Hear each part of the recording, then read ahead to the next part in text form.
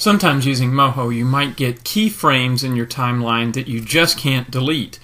For example, here is a bone target, and even if I select it, I try to delete it, it just won't go away. So the first thing is, how do these kinds of things happen, and how do you delete them?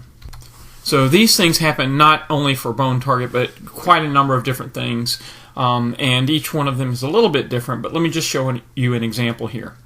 Now these kinds of things could happen in a number of different ways, but probably a lot of them are going to come if you're in more of an advanced mode where you have the preferences set under the tools, enable drawing tools only on frame 0. If you've unchecked that, and so you can actually draw and create things on frames other than 0, this is probably the thing that's causing you the most trouble.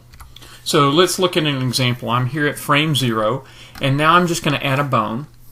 Now I'm just going to go to another frame, frame 1 or wherever. Let's just even go over here to frame 34, and I'm going to add another bone.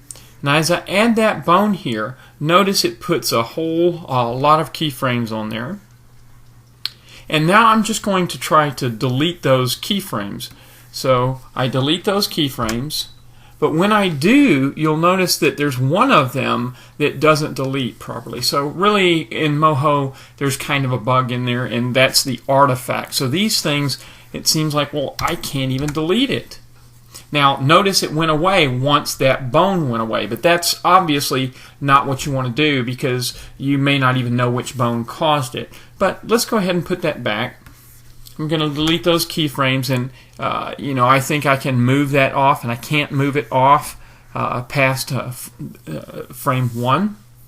But the way that you can delete this is you just select that keyframe, you copy it to frame 0, and then once you do that, now you can delete that keyframe. And so that same technique can be used for many, I don't know if all, but for many of the situations where you've got keyframes that you can't delete. Just copy it to frame 0, and then once you do that, you can delete the keyframes.